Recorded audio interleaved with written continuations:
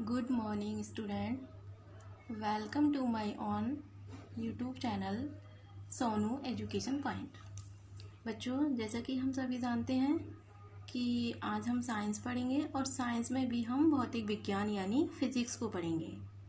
भौतिक विज्ञान विज्ञान की वह शाखा जिसमें सामान्य तौर पर यूनिवर्स में हो रहे प्राकृतिक घटनाओं का विश्लेषण यानी अध्ययन किया जाता है। भौतिक विज्ञान यानी फिजिक्स पदार्थ और ऊर्जा का परस्पर अध्ययन करने वाला विज्ञान है। पदार्थ मीन्स मैटर, यानी पदार्थ को अगर समझें तो वह वस्तु जो द्रव्यमान रखती है तथा स्पेस यानी स्थान घेरती है। अब हम पढ़ेंगे कि भौतिक राशियाँ। भौतिक राशियाँ जैसा कि हम जानते हैं 9th क्लास में भी पढ़ चुके हैं कि भौतिक राशियाँ दो प्रकार की होती हैं। नंबर 1 स्केलर क्वांटिटी यानी अदिश राशियाँ।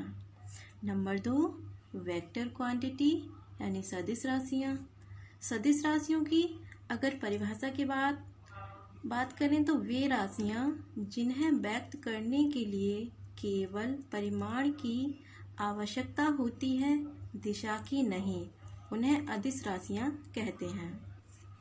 सदिश राशियों की परिभाषा देखें तो वे राशियाँ जिन्हें व्यक्त करने के लिए परिमाण के साथ साथ, देख रहे हैं यहाँ सिर्फ परिमाण की आवश्यकता होती थी, यहाँ परिमाण के साथ साथ दिशा की भी आवश्यकता पड़ती है, उन्हें सदिश राशियाँ कहते हैं। ये तो हो गई परिभाषा।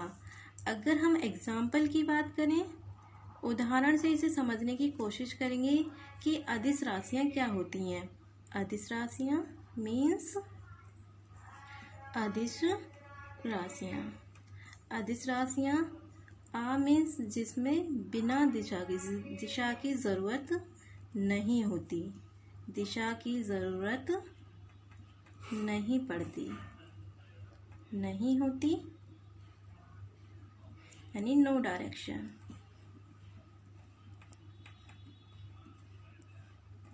जैसे कि एग्जाम्पल लेते हैं, उदाहरण के लिए लंबाई। बच्चों, अगर हम लंबाई की बात करें तो ये मेरी टेबल है, ये जो पेपर है, इसकी कोई ना कोई लंबाई तो है। अगर हम लंबाई की बात करें तो उसमें दिशा की ज़रूरत कैसे नहीं होती। अगर मानो ये मेरा पेज 10 सेंटीमीटर का है यानी 10 सेंटीमीटर का, तो क्या मैं ये कहूँगी कि 10 सेंटीमीटर पूरब या पश्चिम। जैसे कि हम जानते हैं 4 डायरेक्शन होती है, 4 direction, east, west, north and south. तो क्या लंबाई नापने के लिए मुझे पूरब, पश्चिम, उत्तर, दक्षिण बोलने की ज़रूरत है? नहीं है ना। इसीलिए ये मेरी अदिश राशि है, यानी बिना दिशा की जो राशियाँ होती हैं उन्हें हम अदिश राशियाँ कहते हैं। लंबाई, चौड़ाई। अगर द्रव्यमान की बात करें, जैसे कि मेरा ये पेन है, इसमें कोई ना कोई मास रहेगा, इसका कोई ना कोई वजन रहेगा, तो क्या इसमें मास बताने के लिए मुझे दिशा की ज़रूरत पड़ेगी ना? नहीं ना। तो इसीलिए मेरा ये द्रव्यमान भी कैसा हो जाएगा? अदिश राशि। समझे? इसी तरीक़ा से अगर हम वेक्टर क्वांटिटी यानी सदिश राशि की बात करें तो एग्जाम्पल लेंगे। इसका सबसे अच्छा एग्जाम्पल है बल। बल यानी फोर्स। बल को कैसे समझेंगे कि मानो मेरा ये एक टेबल है, ठीक है, मान लो ये मेरी एक टेबल है, तो ये टेबल मुझे खिसकाने के लिए बल की ज़रूरत पड़ेगी।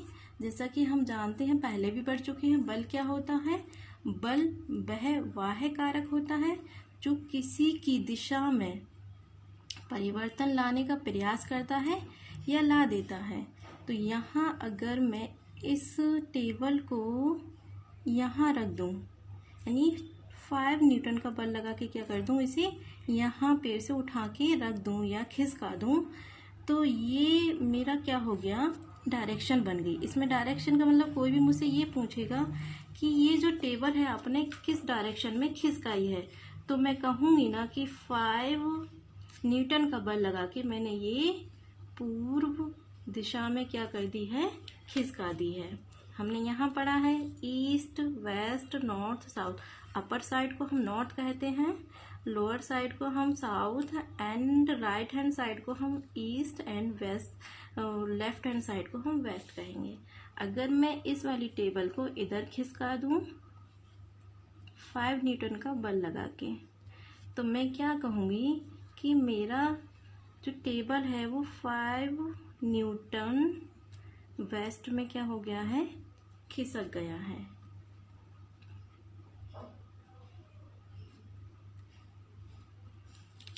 तो बच्चों समझ में आया। सदिश राशियां और अदिश राशियां क्या होती हैं? जिन राशियों को दिशा की जरूरत नहीं होती उन्हें हम अदिश राशियां कहते हैं, और जिन राशियों को व्यक्त करने के लिए यानी प्रदर्शित करने के लिए दिशा की जरूरत होती है उन्हें हम सदिश राशियां कहते हैं। थैंक यू बच्चों।